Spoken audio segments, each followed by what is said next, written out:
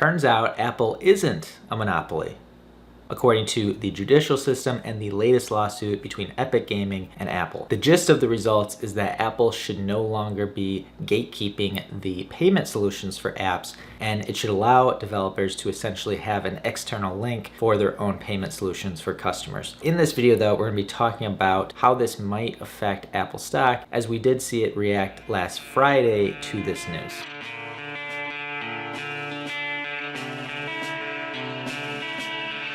Let's back up a little bit if you're not familiar with the case, but Epic Games sued Apple because essentially they were saying they were getting completely ripped off by the App Store and the 30% commissions that they had to pay on in-app payments. So if someone was playing Fortnite, which is a game that's owned by Epic Games, and they purchase something in-game, well, guess what? Apple gets to keep 30% of that, and all they're really doing is gatekeeping the App Store and the payment system. So Epic was saying that Apple is essentially a monopoly and that they shouldn't be allowed to gouge people for 30%. If you're wondering to yourself, does this affect me if I'm buying stuff off the App Store? Not really.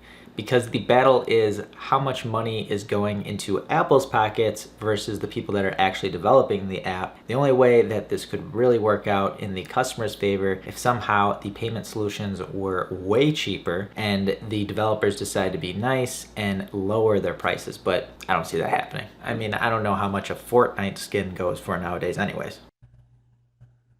Holy shit. So according to the ruling, Apple has to allow people to be directed to alternative payments outside the App Store. And what this would do is take Apple out of the middleman situation and potentially lose out on revenue. Now, back in August 2020, Epic Games went ahead and created their own payment system without telling Apple, which obviously pissed off Apple and Tim Cook, and Fortnite was taken off of the App Store, so people couldn't discover it anymore. Now, the ruling out of this lawsuit was that they had to back pay the revenue that would have went to Apple because they basically broke their contract. But going forward, now they would be allowed to lead people away from the in-store app purchases through Apple and to their own payment system. Now, my question was, how much money is Apple making from the App Store? And unfortunately, it's not laid out very cleanly within the 10Q. Looking at the latest earnings, it's lumped into this services number. So around $17.5 billion was made in services, but this is kind of across different products, but bundled in here is the App Store. One estimate that I found was that the App Store made around $64 billion last year, and that's gross sales. So that's not what Apple gets to keep because they only keep a percentage of that. So for rough estimate purposes, let's say they keep 25% of it, which would be around $16 billion,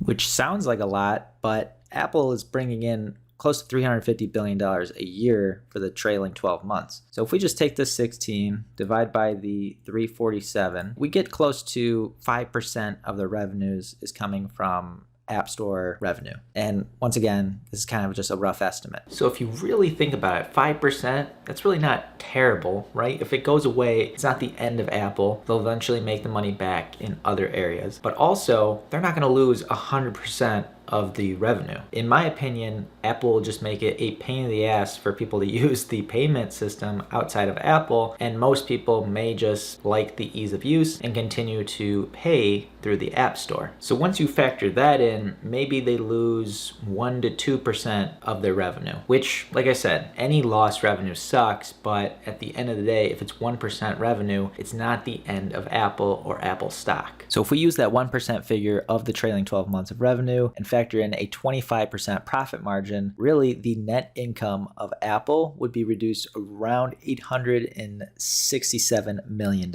which sounds like a lot of money, but you're looking at $86.8 billion. So it's literally a drop in the bucket for Apple. Because Apple's so big, it doesn't have as big of an effect on the company, in my opinion. But for Zynga, a company that relies on mobile app revenues, and now their cut to Apple may go down, because it's a smaller company, it may have a bigger impact. Other companies that may benefit from this overall decision is Match.com, or even companies like Spotify. So who do I think really won this lawsuit? Apple, because of this one statement that was made after the decision, basically saying Apple faces rigorous competition in every segment in which we do business. AKA, we're not a monopoly. Stop saying we're a monopoly. Please stop coming after us for being a monopoly.